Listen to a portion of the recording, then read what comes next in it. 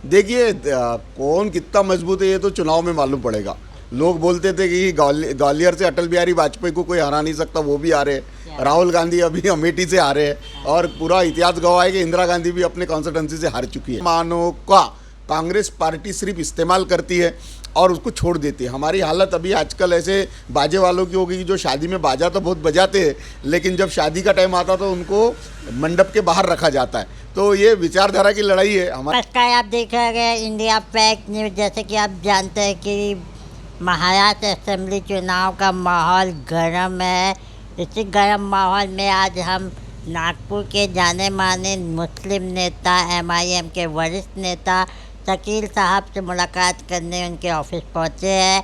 शकील साहब से हम आज कई ऐसे सवाल पूछने वाले हैं जिनके जवाब हमारे दर्शक चाहते हैं। शकील साहब, चैनल में आपका बहुत बहुत स्वागत है। शुक्रिया, बहुत बहुत। कैसी चल रही है इलेक्शन की तैयारी?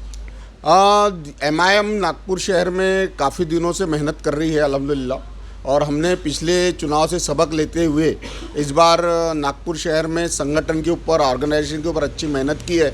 और हमने पहले से डिसाइड करके रखा था कि नॉर्थ नागपुर, उत्तर नागपुर और मध्य नागपुर को हमारे को इस बार लड़ाना है। काफ़ी पहले से हमारी तैयारी चालू है और उसके ऊपर ही हमारा इस बार फोकस है कि नॉर्थ नागपुर और कलते सेंट्रल नागपुर हम लड़ाए, और उसके ऊपर तैयारी चालू है अल्हम्दुलिल्लाह हमारी। शकील भाई, जैसे कि आप बता के 2 सीटों से आप लोग चुनाव लड़ने वाले, बाकी एमआईएम का दबदबा कहो या रुतबा कहो पूरे नागपुर में है, इवन कामठी में भी है। तो क्या कामठी से इस बार चुनाव नहीं लड़ने वाले कि वो खाली 2 सीटों से लड़ने वाले, कैसा क्या है?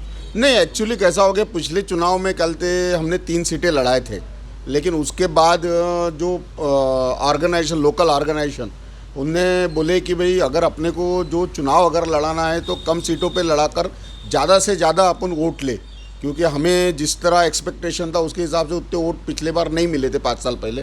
तो हमने बोले कि कम सीटों पे लड़ाओ और उसके लिए अच्छा ऑर्गेनाइजेशन पे मेहनत करो, और ये एक अच्छी पहल रही। क्योंकि इस बार कलते जो चुनाव है पूरे महाराष्ट्र में एक ही दिन होने वाले हैं और अलग अलग ज़्यादा सीटें लड़ाए तो फिर वरिष्ठ जो हमारे नेता है असद साहब या इम्तियाज़ जलील साहब, उनको ज़्यादा से ज़्यादा सभा लेना पड़ता है, और वो इस बार जो है उसके अंदर ये पॉसिबल नज़र नहीं आ रहा। तो हमें लगता है कि हम कम सीटों के ऊपर अपनी सीट चुनकर लाएंगे, ज़्यादा वोट लेंगे, वो ज़्यादा बेहतर है कि ज़्यादा से ज़्यादा सीट लड़ाएं। उत्तर नागपुर से आप चुनाव लड़ने वाले हो शकील भाई। उत्तर नागपुर में फ़िलहाल मौजूदा समय में नितिन राउत की सत्ता है, सत्ता पे काबिज है। काफ़ी अच्छे उत्तर नागपुर में उन्होंने काम किया है। इस्लामिक कल्चर सेंटर बना के दिए मुसलमानों को, और सड़क बना के दी है, कहीं ना कहीं मेट्रो हॉस्पिटल के लिए उन्होंने आंदोलन किए है। तो क्या लगता है आपका कैंडिडेट वहाँ से लड़ पाएगा? देखिए कौन कितना मजबूत है ये तो चुनाव में मालूम पड़ेगा। लोग बोलते थे कि ग्वालियर से अटल बिहारी वाजपेयी को कोई हरा नहीं सकता, वो भी आ रहे हैं। राहुल गांधी अभी अमेठी से आ रहे हैं और पूरा इतिहास गवाह है कि इंदिरा गांधी भी अपने कॉन्स्टिट्यूंसी से हार चुकी है। अब कितना उन्होंने काम किए नहीं किए ये तो जनता जवाब देगी। हमने उनके बारे में बोलना, मुझे ऐसा लगता है कि हम किसी व्यक्ति के खिलाफ नहीं लड़ते, हम कलते अपनी विचारधाराओं के हिसाब से लड़ते। और विचारधाराओं के हिसाब से देखा जाए तो मुसलमानों का कांग्रेस पार्टी सिर्फ इस्तेमाल करती है और उसको छोड़ देती है। हमारी हालत अभी आजकल ऐसे बाजे वालों की हो गई, जो शादी में बाजा तो बहुत बजाते हैं लेकिन जब शादी का टाइम आता तो उनको मंडप के बाहर रखा जाता है। तो ये विचारधारा की लड़ाई है हमारी, किसी पर्सनल किसी से लड़ाई नहीं है। तो सीधा सीधा बोलना चाहते हैं क्या उत्तर नागपुर के जो विधायक है वो मुसलमानों का यूज़ कर रहे खाली? नहीं, मुसलमानों का वही नहीं, पूरी की पूरी जो पार्टी है कांग्रेस, ये मुसलमानों का इस्तेमाल करे। अभी देखिए मध्य नागपुर से सबसे ज़्यादा बार मुसलमान चुनकर आया, सबसे पुरानी कॉन्स्टिट्यूंसी है कि वहाँ से याकूब कमर साहब, शौकत कुरैशी साहब और अनीस अहमद बार कई बार चुनकर आए। लेकिन वैसी कॉन्स्टिट्यूंसी से भी अगर मुसलमानों को कांग्रेस टिकट नहीं दे रही तो क्या फ़ायदा। 8 लोगों ने फॉर्म भरे थे, उनको क्या लगता है कि 8 में से एक भी आदमी निकलते इस लायक नहीं था। और दूसरी खास बात, जिस गैर मुस्लिम इंसान को आप टिकट दे रहे हो, पिछले बार भी आपने देवघरे को दिया, बंटी, वो चुनकर आएगा क्या? तो आप ये बोलते हो कि ये चुनकर नहीं आता इसलिए हम टिकट नहीं देते, तो दूसरे लोग भी तो चुनकर नहीं आ रहे। तो मुसलमानों का नेतृत्व ख़त्म करने का, उनकी आवाज़ दबाने का बहुत बड़ा काम कांग्रेस कर रही है। तो क्या लगता है जो बंटी को अभी सेंटर नागपुर से टिकट दिया गया है, तो सेंटर ना कांग्रेस ने गलत किया सही किया? आपके नज़रिए से आपको क्या लगेगा? नहीं, हमारे नज़रिए से तो पूरी कांग्रेस पार्टी गलत है, उसकी विचारधारा ही गलत है। अब दूसरी रही बात, तो हमने तो पहले से तय करके रखा था कि हमारे को सेंट्रल नागपुर लड़ाना है।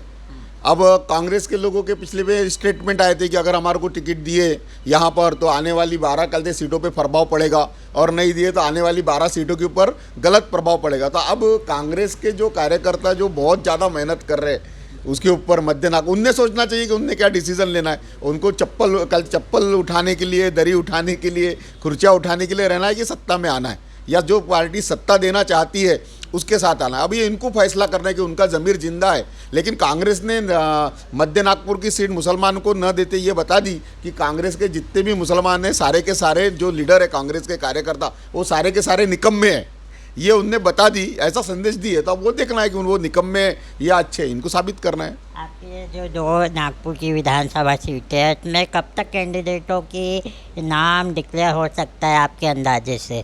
हमारे हिसाब से शनिचर के दिन तक पूरे कैंडिडेट डिक्लेयर हो जाएगी, क्योंकि पीर का दिन आखिरी दिन है, तो शनिचर के दिन हम पूरे डिक्लेयर कर देंगे। वैसे जो कैंडिडेट है उन्होंने पूरी फॉर्म वगैरह भरने की तैयारी कर ली है, लेकिन ऊपर से जब तक ये भी फॉर्म नहीं आता हमारी पार्टी का तब तक हम कलते उसके अंदर रहे। लेकिन अगर शनिचर के शाम तक हमारे पूरे डिक्लेयर हो जाएंगे, इतवार के दिन या फिर इतवार या पीर के दिन हम कलते सवेरे 11 बजे फॉर्म भर देंगे इंशाल्लाह ताला। और क्या कहना चाहेंगे आप जाते जाते हमारे दर्शकों को? हमारा ये कहना है कि भाई एमआईएम पार्टी जो है ये मुसलमानों को प्रतिनिधित्व देना चाहती है, उनको उनके हक देना चाहती है और उनको सत्ता में लाना चाहती है।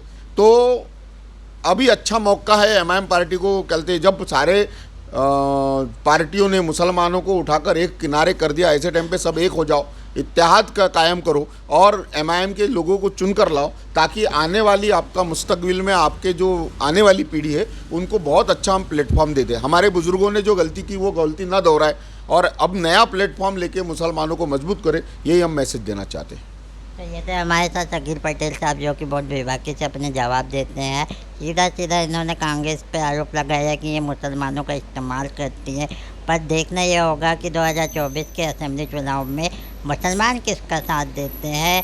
क्या एमआईएम वाकई में यहाँ से सीटें निकाल पाएंगी? इनके जो कैंडिडेटों का नाम अभी सोशल मीडिया में चल रहा है वो भी कोई कच्चे खिलाड़ी नहीं है, काफ़ी दमदार खिलाड़ी हैं। देखते हैं ये सीट निकाल पाते हैं कि नहीं। इलेक्शन से रिलेटेड जितनी भी खबर है उससे जुड़े रहने के लिए हमारे चैनल के साथ बने रहिए। फिलहाल हम दोनों को दीजिए इजाज़त। धन्यवाद। हमारे चैनल को सब्सक्राइब करें और बेल आइकन दबाना ना भूलें।